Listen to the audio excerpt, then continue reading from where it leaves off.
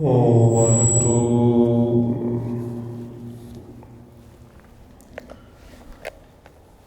ਇੱਕ ਓੰਕਾਰ ਸਤਿਨਾਮ ਕਰਤਾ ਪੁਰਖ ਨਿਰਭਉ ਨਿਰਵੈਰ ਅਕਾਲ ਮੂਰਤ ਅਜੂਨੀ ਸੈਭੰ ਗੁਰ ਪ੍ਰਸਾਦ।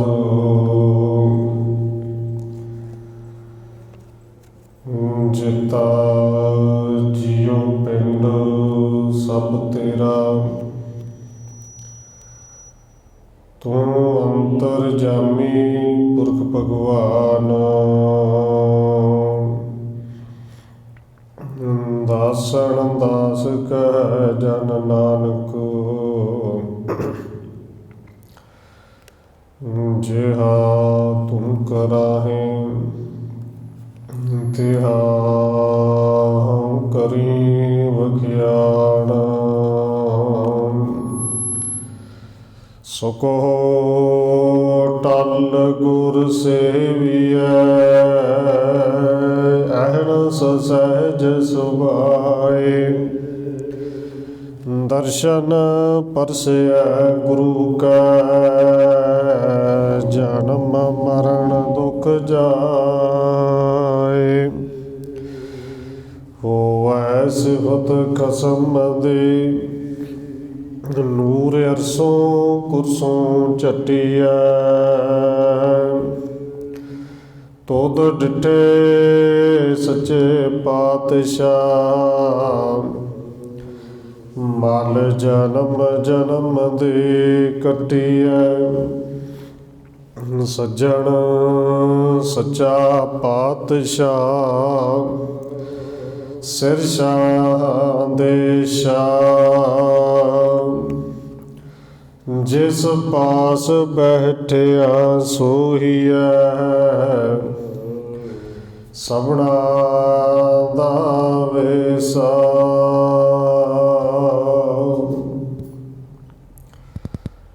ਵਾਹਿਗੁਰੂ ਸਾਹਿਬ ਜੀ।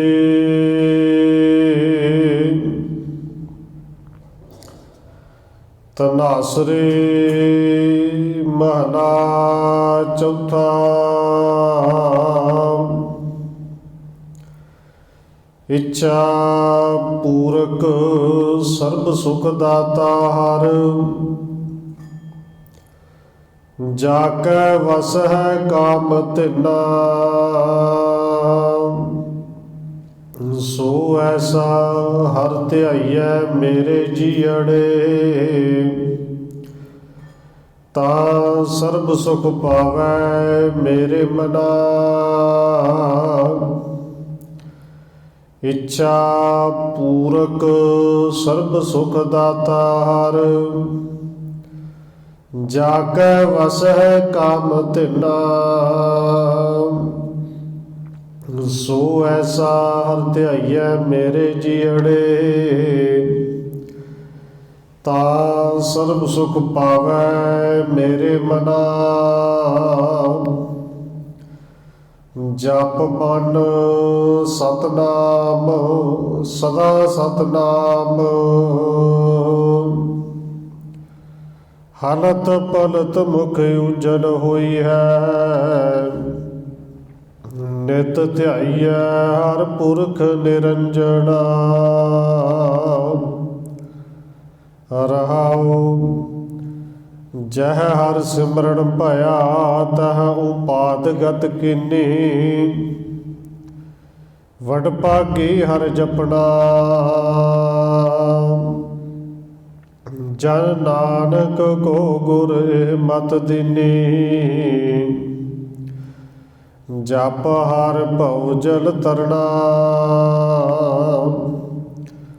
ਜਹ ਹਰਿ ਸਿਮਰਨ ਭਇਆ, ਤਹ ਉਪਾਦ ਗਤ ਕੀਨੀ। ਵਡ ਭਾਗੀ ਹਰਿ ਜਪਣਾ, ਜਨ ਨਾਨਕ ਕੋ ਗੁਰ ਮਤਿ ਦੀਨੀ।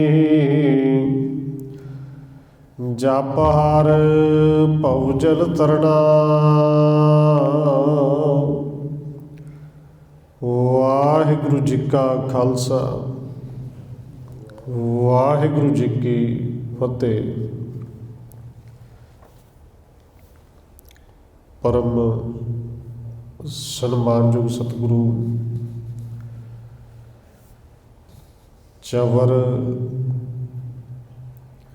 ਛਤਰ ਤਖਤ ਦੇ ਮਾਲਕ ਹਾਜ਼ਰਾ ਹਜ਼ੂਰ ਜਹਰਾ ਜਹੂਰ ਸ਼ਬਦ ਗੁਰੂ ਜੁਗੋ ਜੁਗ ਅਟਲ ਸਤਿਗੁਰੂ ਧੰਨ ਸ਼੍ਰੀ ਗੁਰੂ ਗ੍ਰੰਥ ਸਾਹਿਬ ਮਹਾਰਾਜ ਸੱਚੇ ਪਾਤਸ਼ਾਹ ਜੀ ਦੀ ਪਾਵਨ ਪਵਿੱਤਰ ਹਜ਼ੂਰੀ ਅੰਦਰ ਜੁੜ ਬੈਠੇ ਸਤਸੰਗੀ ਜਨੋ, ਆਪ ਜੀ ਵੱਡੇ ਭਾਗਾਂ ਵਾਲੇ ਹੋ ਜੋ ਸਤਿਕਾਰਯੋਗ ਪੂਜਨੀਕ ਧੰਨ ਮਾਤਾ ਰਾਜ ਕੌਰ ਜੀ ਦੇ ਪਾਵਨ ਅਸਥਾਨ ਗੁਰਦੁਆਰਾ ਮੰਜੀ ਸਾਹਿਬ ਵਿਖੇ ਅੰਮ੍ਰਿਤ ਵੇਲੇ ਦੇ ਦੀਵਾਨਾਂ ਦੀਆਂ ਹਾਜ਼ਰੀਆਂ ਭਰ ਰਹੇ ਹੋ। ਨਿਤਨੇਮ ਦੀਆਂ ਬਾਣੀਆਂ ਤੋਂ ਉਪਰੰਤ ਆਸਾ ਕੀ ਵਾਰ ਸ਼ਬਦ ਕੀਰਤਨ ਦੇ ਨਾਲ ਆਪ ਜੀ ਸਾਂਝ ਪਾ ਰਹੇ ਸਵਾਓ। ਰੋਜ਼ਾਨਾ ਦੀ ਤਰ੍ਹਾਂ ਸਤਿਗੁਰੂ ਦੇ ਬਖਸ਼ਿਸ਼ ਕੀਤੇ ਹੋਏ ਪਾਵਨ ਹੁਕਮ ਦੇ ਵਿਚਾਰ ਦੇ ਨਾਲ ਸਾਂਝ ਪਾਉਣ ਤੋਂ ਪਹਿਲਾਂ ਅਸੀਸ ਬਖਸ਼ਿਸ਼ ਕਰੋ ਜੀ। ਰਸਨਾ ਨੂੰ ਕਰੋ ਪਵਿੱਤਰ, ਜਿਤਨੇ ਵੀ ਜੁੜ ਬੈਠੇ ਹੋ ਲਵਾਓ ਹਾਜ਼ਰੀ ਆਖੋ ਜੀ।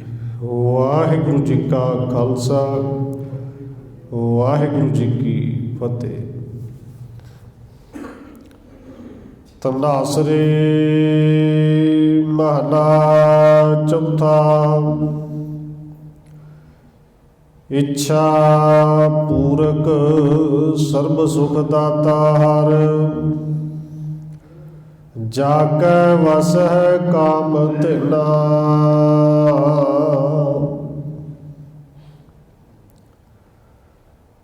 ਧਨਾਸਰੀ ਰਾਗ ਵਿੱਚ ਚੌਥੇ ਪਾਤਸ਼ਾਹ ਸਤਿਗੁਰੂ ਧੰਨ ਗੁਰੂ ਰਾਮਦਾਸ ਮਹਾਰਾਜ ਜੀ ਦੇ ਪਾਵਨ ਬਚਨ ਅੰਗ ਨੰਬਰ 669 670 ਦੇ ਉੱਤੇ ਸੁਭਾਈਮਾਨ ਨੇ। ਸਤਿਗੁਰੂ ਜੀ ਨੇ ਅੱਜ ਦੇ ਇਸ ਹੁਕਮ ਰਾਹੀਂ ਸਾਨੂੰ ਜੋ ਉਪਦੇਸ਼ ਬਖਸ਼ਿਸ਼ ਕੀਤਾ ਹੈ ਸਮੁੱਚਾ ਪਾਵੇ ਹੈ ਕਿ ਉਹ ਪਰਿਪੂਰਨ ਪਰਮਾਤਮਾ ਇੱਕੋ ਹੀ ਹੈ।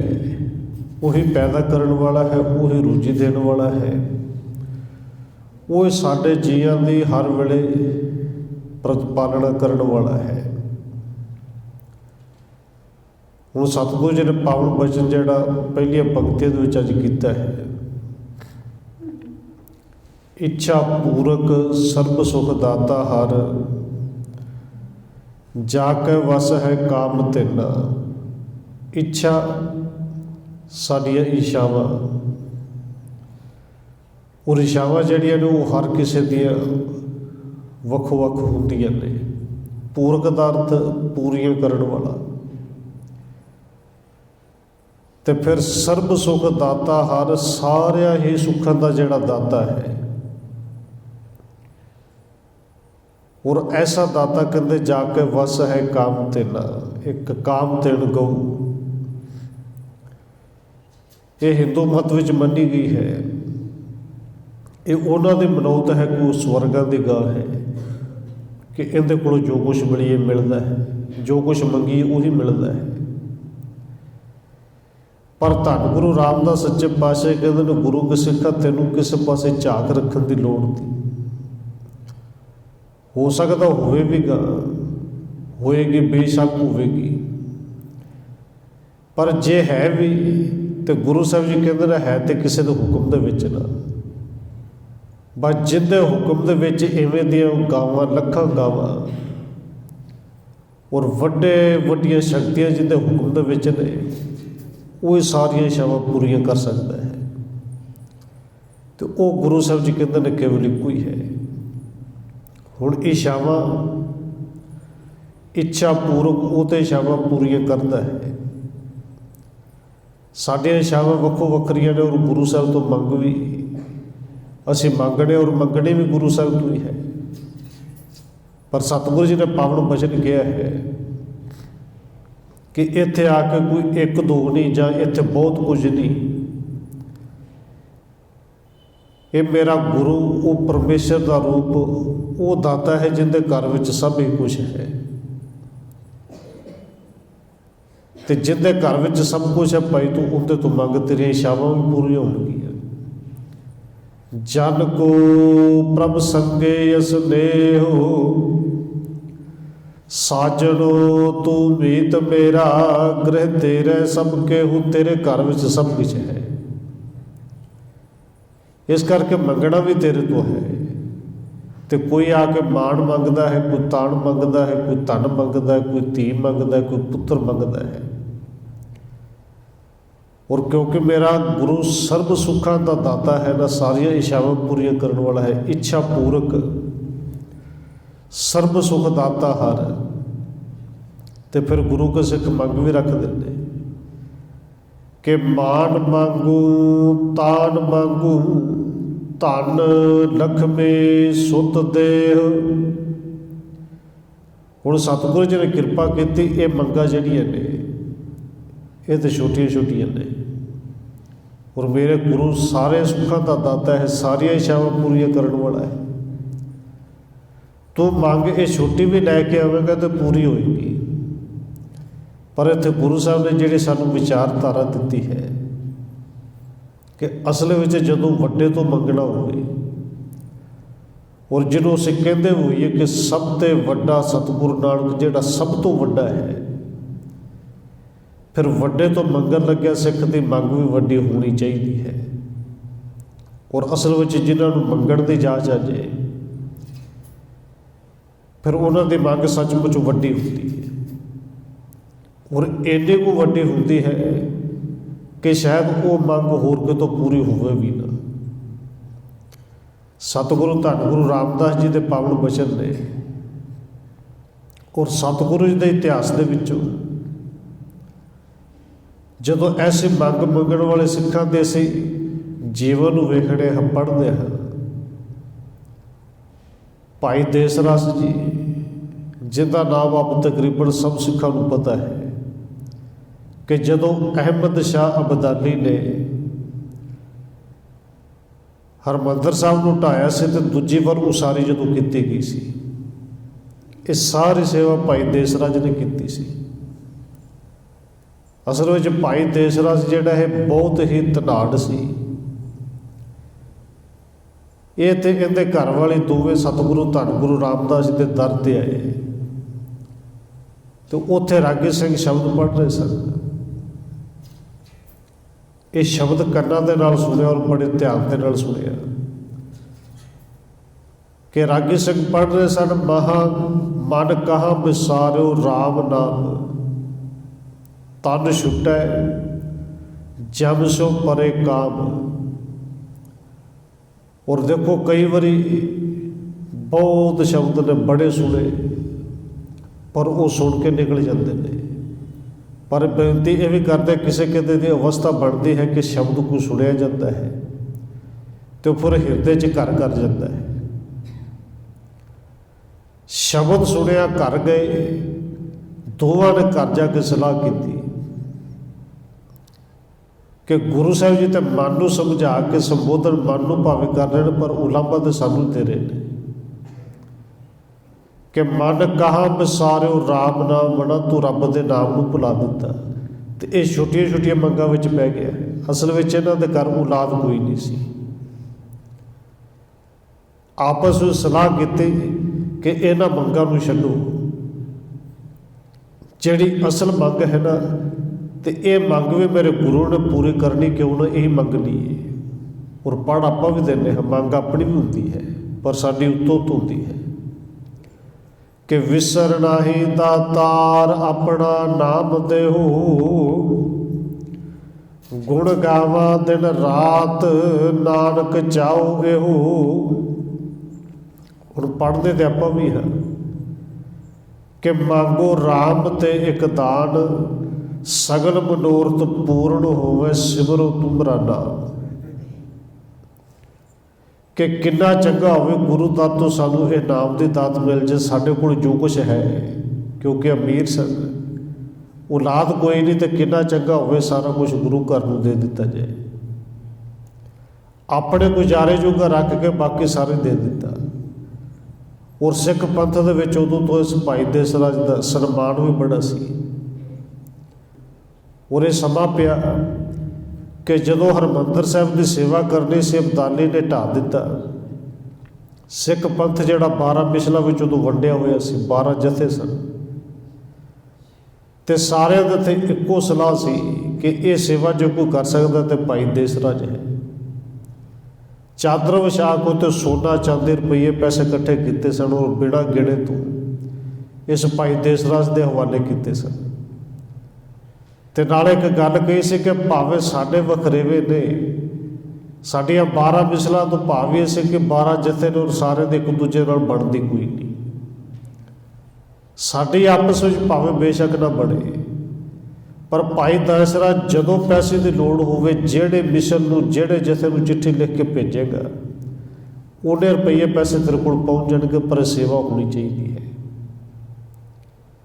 ਦੇਖੋ, ਜਿਹੜੀ ਬੇਨਤੀ ਕਰਨ ਲੱਗਾ ਭਾਈ ਦੇਸ ਰਾਜ ਨੇ ਸੇਵਾ ਕੀਤੀ ਔਰ ਸਮਾਂ ਪਿਆ ਜਿੰਨਾ ਕੋ ਧਨ ਕਰ ਰੱਖਿਆ ਸੀ ਖਤਮ ਹੋ ਗਿਆ। 3-4 ਦਿਨ ਲਗਾਤਾਰ ਮੀਂਹ ਪਿਆ ਔਰ ਘਰ ਵਾਲੀ ਜਿਹੜੀ ਹੈ ਉਹ ਦੇਸ ਰਾਜ ਦੇ ਕੋਲ ਆਈ, ਕਿਉਂਕਿ ਅੰਮ੍ਰਿਤਸਰ ਦੇ ਵਿੱਚ ਹੀ ਰਹਿੰਦੇ ਸਨ,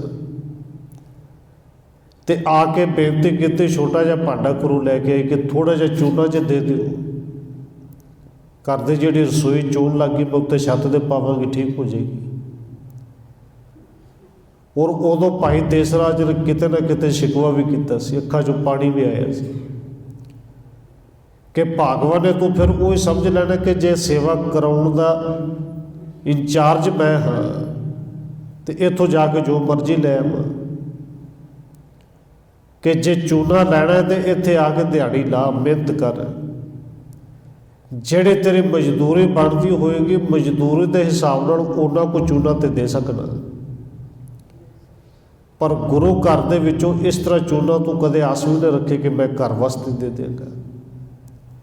ਅਸਲ ਵਿੱਚ ਇਹ ਸਾਖੀਅਤ ਅਸੀਂ ਪੜ੍ਹ ਦਿੰਦੇ ਹਾਂ, ਬਾਣੀ ਵੀ ਪੜ੍ਹ ਲੈਂਦੇ ਹਾਂ ਔਰ ਨਾਮ ਮੰਗ ਵੀ ਲੈਂਦੇ ਹਾਂ। ਨਾਮ ਤਾਂ ਅਸਲ ਵਿੱਚ ਉਹਨਾਂ ਨੇ ਮੰਗਿਆ।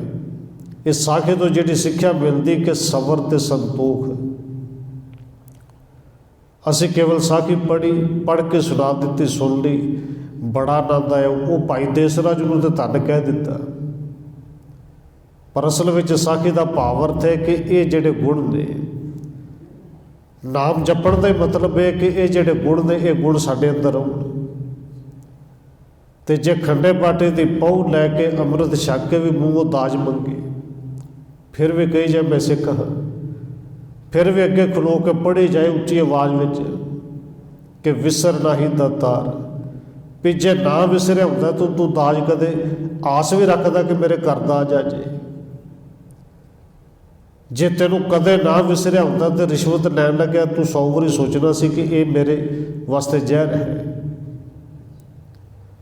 ਹੁਣ ਸਤਿਗੁਰੂ ਜੀ ਕਿਰਪਾ ਕਰਦੇ ਨੇ। ਅਸਲ ਵਿੱਚ ਇਹ ਸਾਖੀਆਂ, ਇਹ ਕਹਾਣੀਆਂ, ਇਹ ਇਤਿਹਾਸ, ਇਹ ਸਾਖੀਆਂ ਦੇ ਵਿੱਚੋਂ ਸਾਨੂੰ ਸਿੱਖਿਆ ਜਿਹੜੀ ਮਿਲਦੀ ਹੈ ਉਹ ਲੈਣੀ ਚਾਹੀਦੀ ਹੈ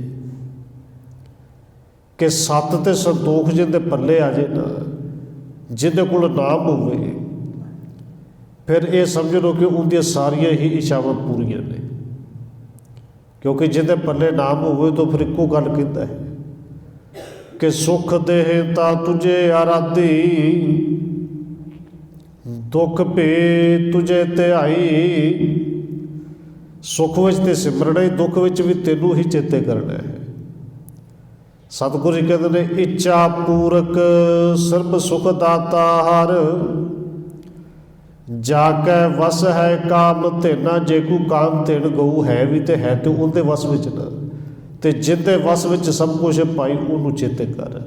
ਅੱਗੇ ਨਾਲ ਗੁਰੂ ਸਾਹਿਬ ਜੀ ਬਖਸ਼ਿਸ਼ ਕਰ ਰਹੇ ਨੇ, ਸੋ ਐਸਾ ਹਰ ਧਿਆਈਐ ਮੇਰੇ ਜੀੜੇ ਕੈਸਾ ਹਰ। ਜਿਹੜਾ ਪਹਿਲੀ ਪੰਕਤੀ ਵਿੱਚ ਕਿਹਾ ਜਿਹੜੀਆਂ ਇੱਛਾਵਾਂ ਪੂਰੀਆਂ ਕਰਨ ਵਾਲਾ ਹੈ, ਜਿਹਦੇ ਹੁਕਮ ਦੇ ਵਿੱਚ ਸਭ ਕੁਛ ਹੈ, ਕਹਿੰਦੇ ਉਸ ਹਰੀ ਪਰਮਾਤਮਾ ਨੂੰ ਧਿਆ।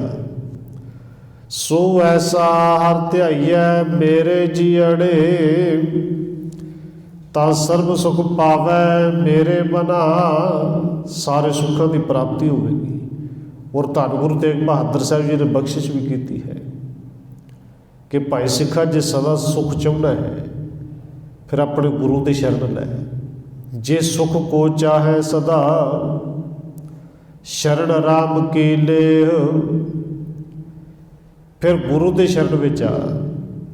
ਅੱਗੇ ਰਹਾਉ ਦੀ ਭਗਤੀ 'ਚ ਗੁਰੂ ਸਾਹਿਬ ਨੇ ਫਿਰ ਬਖਸ਼ਿਸ਼ ਕੀਤੀ, ਜਪ ਮਨ ਸਤਨਾਮ ਸਦਾ ਸਤਨਾਮ। ਹੁਣ ਇੱਥੇ ਜਪ ਸ਼ਬਦ ਵਰਤਿਆ, ਜਪ ਬਾਣੀ ਦਾ ਵੀ ਨਾਮ ਹੈ। ਇੱਥੇ ਜਪ ਦੇ ਪੱਪੇ ਨੂੰ ਸਿਆਰੀ ਜਪ, ਔਰ ਤਕਰੀਬਨ ਹਰ ਇੱਕ ਧਰਮ ਨੇ ਜਪ ਨੂੰ ਮੰਨਿਆ ਹੈ। ਪਰ ਇਹ ਗੱਲ ਵੱਖਰੀ ਹੈ ਕਿ ਦੂਸਰੇ ਧਰਮ ਦੇ ਲੋਕਾਂ ਨੇ ਜਪ ਨੂੰ ਤੇ ਤਪ ਨੂੰ ਤਨ ਦੇ ਹਿਸਾਬ ਨਾਲ ਮੰਨਿਆ ਹੈ। ਉਹ ਜਪ ਕਰਦੇ ਸਨ ਤਨ ਨੂੰ ਦੁੱਖ ਦੇ ਕੇ, ਕੋਈ ਪੁੱਠਾ ਲਟਕ ਕੇ, ਕੋਈ ਜਲ ਧਾਰੇ ਕਰਕੇ, ਸਰੀਰ ਨੂੰ ਦੁਖੀ ਕਰਕੇ ਕਿ ਉੱਤੇ ਕੱਪੜੇ ਇਵੇਂ ਦੇ ਪਾਉਣੇ ਚਾਹੀਦੇ ਨੇ, ਨਹੀਂ ਪਾਉਣੇ ਚਾਹੀਦੇ, ਬਸ ਇਹਨਾਂ ਵਿੱਚ ਫਸ ਕੇ ਰਹਿ ਗਿਆ। ਪਰ ਗੁਰਮਤਿ ਵਿੱਚ ਜਪ ਜਿਹੜਾ ਹੈ ਉਹਦਾ ਸੰਬੰਧ ਮਨ ਦੇ ਨਾਲ ਹੈ। ਔਰ ਗੁਰੂ ਸਾਹਿਬ ਨੇ ਅੱਜ ਸਮਝਾਇਆ ਵੀ ਹੈ ਕਿ ਜਪ ਮਨ ਮਣਾ ਜਪ। ਤੇ ਜਪਣਾ ਕਿਹਨੂੰ ਹੈ? ਕਹਿੰਦੇ ਸਤਨਾਮ, ਜਿਹਦਾ ਨਾਮ ਸਦਾ ਹੀ ਸਤ ਹੈ। ਹੁਣ ਦੇਖੋ ਜਦੋਂ ਸਤਨਾਮ ਦੇ ਵਿਚਾਰ ਕਰੀਏ ਨਾ, ਸਤਨਾਮ ਕਿੱਥੋਂ ਆਇਆ? ਵੈਸੇ ਸਤ ਅੱਡ ਹੈ ਤੇ ਨਾਮ ਅੱਡ ਹੈ। ਸਤ ਦਾ ਅਰਥ ਹੈ ਜਿਹਨੇ ਸਦਾ ਹੀ ਰਹਿਣਾ ਹੈ। ਰੱਬ ਦੇ ਨਾਮ ਸਤਿਗੁਰੂ ਜੀ ਨੇ ਬਾਣੀ ਵਿੱਚ ਬਚਨ ਵੀ ਕੀਤੇ ਨੇ ਕਿ ਰੱਬ ਨੂੰ ਜਪਣ ਵਾਲਿਆਂ ਭਗਤਾਂ ਨੇ ਉਹਦੇ ਕੀਤੇ ਹੋਏ ਕਰਮ ਵੇਖ ਵੇਖ ਕੇ ਉਹਦੇ ਨਾਮ ਰੱਖ ਲਏ। ਜਿਸ ਗੱਲ ਨੂੰ ਇਵੇਂ ਸਮਝ ਲਈਏ ਕਿ ਅੱਜ ਤੱਕ ਦੁਨੀਆ ਦੇ ਵਿੱਚ ਇਹ ਤਾਂ ਦੇਖਿਆ ਸੀ ਕਿ ਘਰ ਵਿੱਚ ਔਲਾਦ ਹੋਵੇ, ਨਾਮ ਆਪੇ ਰੱਖਦੇ ਨੇ ਨਾ ਜੀ। ਮਾਂ ਰੱਖ ਲਏ, ਪਿਓ ਰੱਖ ਲਏ, ਕਿਤੇ ਭੂਆ ਰੱਖਦੇ, ਮਾਸੀ ਰੱਖਦੇ, ਚਾਚੀ ਤਾਈ ਰੱਖਦੇ। ਨਾਮ ਜਿਹੜਾ ਹੈ ਔਲਾਦ ਦਾ ਉਹ ਮਾਪੇ ਰੱਖਦੇ ਨੇ। ਪਰ ਇੱਕ ਰੱਬ ਐਸਾ ਹੈ ਕਿ ਜਿਹਨੇ ਸਾਨੂੰ ਸਾਰਿਆਂ ਨੂੰ ਪੈਦਾ ਕੀਤਾ। ਇਹ ਕਹਿੰਦੇ ਕਿ ਉਹਦੀ ਔਲਾਦ ਨੇ ਰੱਬ ਦਾ ਨਾਮ ਰੱਖਿਆ। ਔਰ ਰੱਖਿਆ ਵੀ ਕਿਵੇਂ? ਅਸਲ ਵਿੱਚ ਕਹਿੰਦੇ ਨੇ ਕੀਰਤਮ ਨਾਮ ਕਥੇ ਤੇਰੀ ਜਿਹਬਾ, ਤੇਰੇ ਕੀਤੇ ਹੋਏ ਕਰਮਾਂ ਨੂੰ ਵੇਖ ਵੇਖ ਕੇ ਤੇਰਾ ਨਾਮ ਰੱਖ ਲਏ। ਪਰ ਸਤਨਾਮ ਤੇਰਾ ਪਰਾਪੂਰ ਬਲਾ, ਇੱਕ ਸਤਨਾਮ ਹੈ ਜਿਹੜਾ ਕਿਸੇ ਨੇ ਨਹੀਂ ਰੱਖਿਆ। ਇਹ ਪਰਾਪੂਰ ਬਲਾ ਹੈ, ਇਹ ਆਪਣੇ ਆਪ ਦੇ ਵਿੱਚ ਹੀ ਤੇਰਾ ਨਾਮ ਸਤ ਹੈ। ਹੁਣ ਕਹਿੰਦੇ ਉਸ ਨਾਮ ਨੂੰ ਜਪ ਜਿਹੜਾ ਸਦਾ ਸਤ ਹੈ। ਜਪ ਮਨ ਸਤਨਾਮ ਸਦਾ ਸਤਨਾਮ, ਕਿਉਂਕਿ ਇਸ ਨਾਮ ਤੋਂ ਉੱਤੇ ਹੋਰ ਕੁਝ ਨਹੀਂ। ਇਹ ਜਪ ਦੇ ਭੁਲੇਖਿਆਂ ਵਿੱਚ ਪੈ ਕੇ ਭਗਤ ਕਬੀਰ ਜੀ ਨੇ ਪਾਵਨ ਬਚਨ ਕੀਤੇ ਨੇ ਕਿ ਕਈ ਲੋਕ ਜਿਹੜੇ ਨੇ ਜਪ ਕਰਦੇ ਨੇ, ਸਮਝਦੇ ਨੇ ਤੀਰਥਾਂ ਦੇ ਵਿੱਚ ਟੁੱਬੀਆਂ ਲਾ ਕੇ ਜਪ ਹੋਏਗਾ। ਕਿਸੇ ਦੇਵੀ ਦੇ, ਕਿਸੇ ਦੇਵਤੇ ਦੇ ਫੋਟੋ ਦੇ ਅੱਗੇ, ਤਸਵੀਰ ਦੇ ਅੱਗੇ ਖਲੋ ਕੇ ਉਹਦੀ ਪੂਜਾ ਕਰਕੇ ਜਪ ਹੁੰਦਾ ਹੈ। ਪਰ ਬਾਬਾ ਕਬੀਰ ਜੀ ਕਹਿੰਦੇ ਨੇ ਸੱਚ ਜਾਣੋ, ਜਪ ਜਿਹੜਾ ਹੈ ਨਾ ਉਹ ਮਨ ਕਰਕੇ, ਤੇ ਉਹ ਜਪ ਹੈ ਪਰਮੇਸ਼ਰ ਦਾ ਨਾਮ। ਤੇ ਜਪ ਤੋਂ ਉੱਤੇ ਹੋਰ ਕੁਝ ਨਹੀਂ। ਬਾਬਾ ਕਬੀਰ ਜੀ ਨੂੰ ਪਾਵਨ ਬਚਨ ਕਿਹਾ ਹੈ, ਕਹਿੰਦੇ ਕਬੀਰ ਨਾਵੜ ਕੋ ਤੀਰਥ ਘੜੇ, ਪੂਜਣ ਕੋ ਬਹੁ ਦੇਵ। ਨਹਾਉਣ ਦੇ ਵਾਸਤੇ ਤੀਰਥ ਬਹੁਤ ਨੇ। ਉਹ ਬਾਬਾ ਕਬੀਰ ਜੀ ਦਾ ਪਾਵਨ ਬਚਨ ਹੈ। ਕਬੀਰ ਨਾਵੜ ਕੋ ਤੀਰਥ ਘੜੇ ਮਨ ਪਉਰਾਰੇ, ਪੂਜਣ ਕੋ ਬਹੁ ਦੇਵ। ਕਹੋ ਕਬੀਰ ਛੂਟਣ ਨਹੀਂ ਮਨ ਪਉਰਾਰੇ, ਛੂਟਣ ਹਰ ਕੇ ਸੇਵ। ਸੇਵ ਦਾ ਅਰਥ ਵੀ ਜਪ ਹੈ, ਸੇਵ ਦਾ ਅਰਥ ਵੀ ਸਿਮਰਨ ਹੈ। ਔਰ ਬਾਬਾ ਨਾਮਦੇਵ ਜੀ ਨੇ ਤੇ ਇੱਥੋਂ ਤੱਕ ਕਿਹਾ ਸੀ। ਬਾਬਾ ਕਬੀਰ ਜੀ ਕਹਿੰਦੇ ਨੇ ਬਹੁਤ ਤੀਰਥ ਨੇ, ਬੜੇ ਦੇਵੀ ਦੇਵਤੇ ਨੇ। ਬਾਬਾ ਨਾਮਦੇਵ ਜੀ ਕਹਿੰਦੇ ਨੇ ਲੋਕੀ 33 ਕਰੋੜ ਮੰਨਦੇ ਨੇ। ਇਹ 33 ਕਰੋੜ ਦੇਵਤਿਆਂ ਦੀ ਪੂਜਾ ਕਰਦੇ ਨੇ। ਮੈਨੂੰ ਰੱਬ ਦਾ ਨਾਮ ਮਿਲ ਜੇ, ਇਹਦੇ ਬਦਲੇ ਮੈਂ 33 ਕਰੋੜ ਸਾਰੇ ਦੇਵੀ ਦੇਵਤੇ ਵੇਚ ਦਿਆਂ। ਭਾਵ ਕਿ ਇਹਨਾਂ ਨਾਲ ਮੈਨੂੰ ਕੀ ਭਾਵ ਹੈ? ਨਾਮ ਦੇ ਸਾਹਮਣੇ ਕੋਈ ਕੁਝ ਵੀ ਨਹੀਂ, ਤੁਛ ਵੀ ਨਹੀਂ। ਬਾਬਾ ਨਾਮਦੇਵ ਦਾ ਪਾਵਨ ਬਚਨ ਹੈ, ਕਹਿੰਦੇ ਹਉ ਤੋ ਏ ਕਰਮਈਆ ਲੈ ਹੋ, ਆਣ ਦੇਵ ਬਦਲਾਵਣ ਦੇ ਹੋ। ਨਾਮ ਦੇ ਬਦਲੇ ਸਾਰਾ ਕੁਝ ਵੇਚ ਲਿਆ। ਹੁਣ ਸਤਿਗੁਰੂ ਜੀ ਕਹਿੰਦੇ ਨੇ ਉਸ ਨਾਮ ਨੂੰ ਜਪ ਜਿਹੜਾ ਸਦਾ ਸਤ ਹੈ, ਜਿਹਨੇ ਸਦਾ ਹੀ ਰਹਿਣਾ ਹੈ। ਜਪ ਮਨ ਸਤਨਾਮ, ਤੇ ਅਗਲਾ ਬਚਨ ਹੈ ਸਦਾ। ਇੱਕ ਤੇ ਉਹ ਜਿਹੜਾ ਸਤ ਹੈ, ਤੇ ਦੂਜਾ ਉਹਨੂੰ ਸਦਾ ਹੀ ਜਪਣਾ ਹੈ, ਜਿਹਨੂੰ ਧੰਨ ਗੁਰੂ ਅਰਜਨ ਦੇਵ ਜੀ ਕਹਿੰਦੇ ਨੇ ਕਿ ਸਦਾ ਕਦੋਂ ਤੱਕ? ਕਹਿੰਦੇ ਕਰ ਬੰਦੇ ਤੂੰ ਬੰਦਗੇ, ਜਿਚਰ ਘਟ ਮੈਂ ਸਾਹ। ਜਦੋਂ ਤੱਕ ਅਖੀਰਲਾ ਸਵਾਸ ਹੈ ਉਦੋਂ ਤੱਕ ਜਪ, ਔਰ ਸਦਾ ਹੀ ਜਪ। ਹੁਣ ਸਤਿਗੁਰੂ ਜੀ ਕਹਿੰਦੇ ਨੇ ਸਦਾ ਜਪ ਕੇ ਫਿਰ ਬਖਸ਼ਿਸ਼ ਕੀ ਹੋਏਗੀ? ਹਲਤ ਪਲਤ ਮੁਖ ਊਜਲ ਹੋਈ ਹੈ, ਨਿਤ ਧਿਆਈਐ ਹਰ ਪੁਰਖ ਨਿਰੰਜਨਾ। ਹੁਣ ਸ਼ਬਦ ਵਾਲੇ ਧਿਆਨ ਦਿਓ, ਅਗਲੀ ਪੰਕਤੀ 'ਚ ਫਿਰ ਕਹਿੰਦੇ ਨੇ ਨਿਤ ਧਿਆਈਐ। ਜਪ ਕੇ ਹਲਤ ਪਲਤ ਮੁਖ ਉਜਲਾ ਹੋਏਗਾ। ਔਰ ਪੜ੍ਹਦੇ ਸੀ ਰੋਜ਼ ਹੀ ਹਾਂ, ਜਪਜੀ ਸਾਹਿਬ ਦਾ ਪਾਠ ਕਰਦੇ, ਅਖੀਰ ਤੇ ਸ਼ਲੋਕ ਪੜ੍ਹਦੇ, ਤੇ ਰੋਜ਼ ਹੀ ਪੜ੍ਹਦੇ ਆ ਨਾ ਜੀ। ਹਲਤ ਪਲਤ ਮੁਖ ਉਜਲ ਹੋਈ ਹੈ, ਉੱਥੇ ਆਪਾਂ ਰੋਜ਼ ਪੜ੍ਹਦੇ ਹਾਂ। ਜਿਨੇ ਨਾਮ ਤੇ ਆਇਆ ਗਏ ਮਸ਼ੱਕਤ ਕਾਲ, ਨਾਨਕ ਤੇ ਮੁਖ ਉਜਲੇ ਕੀਤੀ ਛੁੱਟੀ। ਨਾਲ ਮੁਖ ਤੇ ਉਜਲੇ ਨੇ, ਤੇ ਜਪਣ ਵਾਲਿਆਂ ਦੀ ਸੰਗਤ ਕਰਕੇ ਹੋਰ ਕਿੰਨੇ ਨੇ ਜਿਹੜੇ ਨਾਲ ਲੱਗੇ, ਉਹਨਾਂ ਦੇ ਮੁਖ ਉਜਲੇ ਹੋ ਗਏ, ਉਹ ਵੀ ਤਰ ਗਏ। ਹਲਤ ਪਲਤ ਮੁਖ ਉਜਲ ਹੋਈ ਹੈ ਤੇਰਾ, ਇਸ ਲੋਕ ਵਿੱਚ ਵੀ ਤੇ ਪਰਲੋਕ ਵਿੱਚ ਵੀ। ਭਾਈ ਮੁਖ ਉਜਲਾ ਹੋਏਗਾ, ਇਸ ਕਰਕੇ ਸਤਿਗੁਰੂ ਕਹਿੰਦੇ ਨੇ ਨਿਤ ਧਿਆਈਏ ਹਰ ਪੁਰਖ ਨਿਰੰਜਨਾ। ਨਿਰੰਜਨ ਜਿਹੜਾ ਮਾਇਆ ਦੀ ਕਾਲਖ ਤੋਂ ਰਹਿਤ ਹੈ, ਜਿਹੜਾ ਸਾਰਿਆਂ ਦੇ ਵਿੱਚ ਰਹਿ ਕੇ, ਮਾਇਆ ਦੇ ਵਿੱਚ ਰਹਿ ਕੇ ਵੀ ਮਾਇਆ ਤੋਂ ਨਿਰਲੇਪ ਹੈ, ਭਾਈ ਉਹਨੂੰ ਨਿਤ ਹੀ ਜਪੀਏ, ਨਿਤ ਹੀ ਧਿਆਈਏ।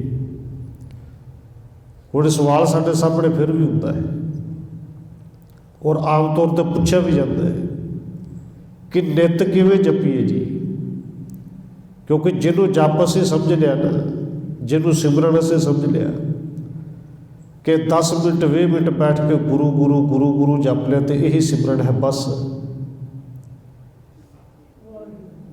ਇਹ ਗੁਰੂ ਗੁਰੂ ਜਪਣਾ ਹੈ ਕਿ ਸਾਨੂੰ ਸਿਮਰਨ ਕਰਨਾ ਆ ਜੇ।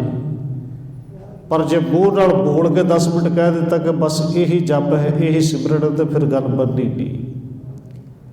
ਕਿਉਂਕਿ ਧੰਨ ਗੁਰੂ ਅਰਜਨ ਦੇਵ ਸੱਚੇ ਪਾਤਸ਼ਾਹ ਜੀ ਨੇ ਬਖਸ਼ਿਸ਼ ਇੰਨੀ ਕੀਤੀ, ਸੁਖਮਨੀ ਸਾਹਿਬ ਦਾ ਪਾਠ, ਜਿਹਦੇ ਅਰਥ ਇੰਨੇ ਸੌਖੇ ਨੇ ਕਿ ਪੜ੍ਹੀਏ ਔਰ ਥੋੜ੍ਹਾ ਜਿਹਾ ਟੇਕ ਕੇ ਪੜ੍ਹੀਏ ਤੇ ਅਰਥ ਕਰਨ ਦੀ ਲੋੜ ਵੀ ਨਹੀਂ ਪੈਂਦੀ, ਸਮਝ ਲੱਗਦੇ ਨੇ।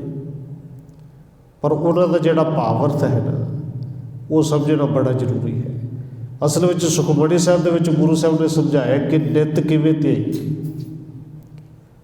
ਉੱਥੇ ਤਾਂ ਸਤਿਗੁਰੂ ਜੀ ਕਹਿੰਦੇ ਨੇ ਭਾਈ ਨਿਤ ਕਿਵੇਂ ਧਿਆਈਏ? ਦੇਖ ਤੂੰ ਘਰ ਵਿੱਚ ਜਾ ਕੇ ਸੌਣਾ ਹੈ,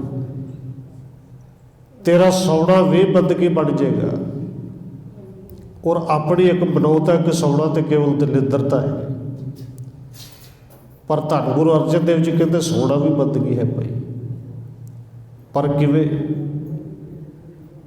ਕਿ ਜਦੋਂ ਤੂੰ ਸੌਣ ਲੱਗੇ, ਜਿਹੜੇ ਬਿਸਤਰੇ 'ਤੇ, ਮੰਜੀ 'ਤੇ, ਜ਼ਮੀਨ 'ਤੇ, ਜਿੱਥੇ ਵੀ ਥਾਂ ਮਿਲ ਜੇ, ਕਿਉਂਕਿ ਧਰਤੀ 'ਤੇ ਵੀ ਜੇ ਸੌਣਾ ਮਿਲ ਜੇ, ਇਹ ਧਰਤੀ ਵੀ ਅਕਾਲ ਪੁਰਖ ਨੇ ਬਖਸ਼ਿਸ਼ ਕੀਤੀ, ਤੂੰ ਤਾਂ ਸ਼ੁਕਰ ਕਰ ਦੇ, ਤੇਰਾ ਸੌਣਾ ਵੀ ਬੰਦਗੀ ਬਣ ਜੇ। ਉੱਥੇ ਸਤਿਗੁਰੂ ਜੀ ਦੇ ਪਾਵਨ ਬਚਨ ਹੈ ਕਿ ਜਿਹ ਪ੍ਰਸਾਦ ਸੁਖ ਸੇਜ ਸੁਈਜੈ, ਜਿਹਦੇ ਕਿਰਪਾ ਨਾਲ ਸੋਹਣੀ ਸੌਜ ਦੇ ਤੂੰ ਸੌਣਾ ਹੈ, ਬਸ ਉਹਨੂੰ ਚੇਤੇ ਵਿੱਚ ਰੱਖ, ਇਹ ਨਿਤ ਧਿਆਉਣਾ ਹੈ। ਜਿਹ ਪ੍ਰਸਾਦ ਸੁਖ ਸੇਜ ਸੁਵੀਜੈ, ਮਨ 8 ਪਹਿਰ ਤਾਕਾ ਜਸ ਗਵੀਜੈ। ਬਸ ਇਹ 8 ਪਹਿਰ ਨੂੰ ਜਪਣਾ ਹੈ। ਔਰ ਸਤਿਗੁਰੂ ਜੀ ਕਹਿੰਦੇ ਨੇ ਜੇ ਤੂੰ ਕੱਪੜੇ ਪਾਉਣ ਲੱਗਿਆ ਤੇ ਕੱਪੜੇ ਪਾਉਣ ਲੱਗਿਆ ਵੀ ਰੱਬ ਚੇਤੇ ਆ ਜਾਏ, ਤੇਰੇ ਉਹ ਕੱਪੜੇ ਪਾਉਣੇ ਵੀ ਅਸਲ ਵਿੱਚ ਬੰਦਗੀ ਬਣ ਜਾਏਗਾ। ਕਿ ਜੇ ਪ੍ਰਸਾਦ ਪਾੜ ਪਟੰਬਰ ਹੰਡਾਵੇ, ਤਿਸੇ ਤਿਆਗਤ ਅਮਰ ਲੁਭਾਵੇ। ਔਰ ਗੁਰੂ ਸਾਹਿਬ ਨੇ ਇੰਨੇ ਸੌਖੇ ਢੰਗ ਨਾਲ ਸਮਝਾਇਆ ਕਿ ਪ੍ਰਸ਼ਾਦਾ ਛਕਣਾ, ਇੱਕ ਤਾਂ ਛਕਦੇ ਨੇ, ਖਾਂਦੇ ਤੇ ਖਾ, ਤੇ ਪਸ਼ੂ ਵੀ ਲੈਂਦੇ ਨੇ ਪੇਟ, ਤੇ ਉਹ ਵੀ ਭਰ ਲੈਂਦੇ ਨੇ। पर सचमुच जे तू अठे पहर चेते करना ना, प्रशादा छकन लग्या बस एक बारी गुरु कह लै, उन्होंने चेते कर ले। और गुरु साहब तो कहते हैं प्रशादा छकना भी बंदगी बन जाएगा। ये भावर्थ ही ने ना सतगुरु की बाणी जो पढ़ते हैं सुखमणी साहब विच कि जे प्रसाद छत्ती अमृत खाहे तिस ठाकुर को रखमन माहे। जे वो देण वाला ठाकुर जिते है तो फिर खाना भी बंदगी है। हुण सतगुरु जी कहते हैं भाई नित त्याग, असल में ये नित त्यागना है। और धन गुरु रामदास जी के पावन बचन उन्होंने केवल कह थोड़ी नहीं जी कि जे जमीन मिल जाए, जमीन ते सोवे तो तां भी तू उहदा शुक्र कर। असल में जो कुछ गुरु साहब जी ने बाणी दे विच कहा वो सानू इतिहास कहता है। तो जां ये कह लिए गुरु साहब ने जो अपने जीवन दे विच हंडाया सानू क्या ही वो कुछ है। नित ध्याइए इस गुण नूं धन गुरु रामदास जी ने आप अपने जीवन में धारण किया तो तां सानू ज्ञान। देखो जिथे दुनिया के लोग कहते हैं कि माँ के गोद में सब तो वध सुख ने, कह लिया कि दुनिया ये भी कहती है कि माँ के गोद में तो जन्नत है, सारे सुख ने, दुख नेड़े आउंदा ही नहीं। धन गुरु रामदास सच्चे पातशाह जी उन्होंने माँ की गोद का डिग भी माणिया तो सिर्फ 2 साल तक। जदों जे पछाण आउणी सी कि मेरी माँ है, रब नूं नहीं पाया, माँ संसार तो चल गई।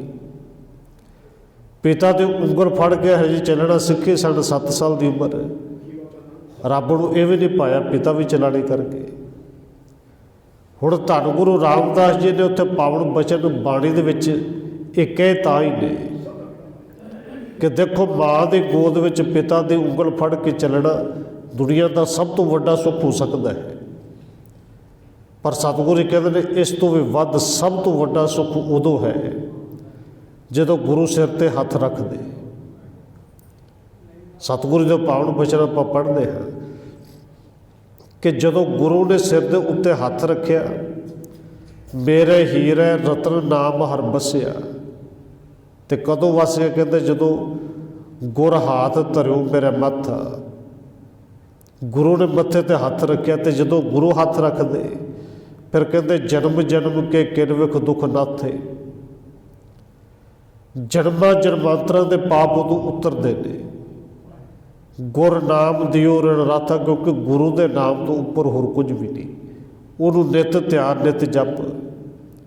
वो सतगुरु धन गुरु रामदास जी जिन्होंने लोग कहते सन कि घुगड़ियाँ वेच के गुजारा उन्होंने किया। और घुगड़ियाँ वेचण वाली जदों साडे सामने घटना होंदी है, इहदा अंदाज़ा तो आप ला ही सकते हैं कि छोटी जी उम्र में जो घुगड़ियाँ वेचते होंगे कि उन्हों का कारोबार किड्डा को वड्डा किते होएगा। पर वो सतगुरु धन गुरु रामदास जी जिन्हों के सिर ते गुरु ने हथ रखिया, गुरु के नाम को नित ध्याया, असल में जो नाम की ही बरकत है। क्या जो उस सतगुरु धन गुरु रामदास जी ने बाणी दे विच भी कहा, बैठा सोढी पातशाह रामदास सतगुरु कहावै। जिन्होंने लोग कहते साड़ी जतीब घुगड़ियाँ वेच के गुजारा करने वाला, अज उस सतगुरु धन गुरु रामदास जी की रसोई, ये शब्द दुनिया के लोग वरतते हैं रसोई, और पूरी दुनिया के विच रिकॉर्ड है कि धन गुरु रामदास सच्चे पातशाह की रसोई दुनिया की सब तो वड्डी रसोई है। जिथे अज लखा आके प्रसादा भी छकते हैं और लखा दी इत्थों मुरादा भी पूरियां होंदियां ने। वो धन गुरु रामदास जी कह रहे हैं भाई नित जप, क्योंकि उन्होंने जपिया है, उन्होंने नित ध्याया है, तो सानू उपदेश देते हैं बड़ा नित ध्यान नित जप। हलत पलत मुख उजल होई है, नित ध्याइए हर पुरख निरंजना। और सतगुरु जी ने पावन बचन कहे ने गुरु ग्रंथ साहिब धन गुरु तेग बहादुर साहब जी कहते हैं भाई जिन्हों ने जपिया है ना, असल में चेते रखो इस नाम के वर्गा होर दूजा कोई भी नहीं। सतगुरु का पावन बचन आप पढ़ते हैं जिन्हों भोग दे सलूक कहा जाता है। और कई बार बेनती की असल में इस श्लोक ने वारत वधीक क्योंकि भोग श्री गुरु ग्रंथ साहिब तो पाया जाता है, शब्द पढ़े जाते हैं। उत्थे सतगुरु कहते हैं राम नाम और मैं गहियो जाकै सब नहीं कोई। शब्द अर्थ आप जी जानते हो, जिंदे वर्गा होर कोई भी नहीं, कि उस राम दे नाम नूं हिरदे विच धारण किया जिहड़े नाम वर्गा होर कोई भी नहीं। राम नाम और मैं गहियो जाकै सब नहीं कोई। जह सिमरत संकट मिटै दर्श तुहारो होए। जिहड़े नाम नूं जप के संकट मिट जाते हैं। असल में संकट है कि नहीं, संकट पैंदे किन्ना करके ने, ये कदे विचार करके देख लियो। संकट दुख जिन्हों शब्द वरतने हैं ना, इन्हां दा मेन जड़ जिहड़ी है ये पंज ने, काम क्रोध लोभ मोह हंकार। इहनूं गुरु साहिब जी पंज चोर भी कहते हैं। कहते जिहड़े नाम नूं जप के सारे ही संकट मिट जाते हैं। असल में नाम की बरकत है कि ये पंज जिन्हों गुरु साहिब जी चोर भी कहते हैं, महाबली भी कहते हैं। जदों नाम नूं जपिया तो बड़े भावें जिन्ने मर्जी से जपण वाले ने इन्हों बन लिया। गुरु साहब ने धन गुरु अर्जन देव जी ने पावन बचन कहे ने कि पंजे बंदे महाबले कर सच्चा ढूआ।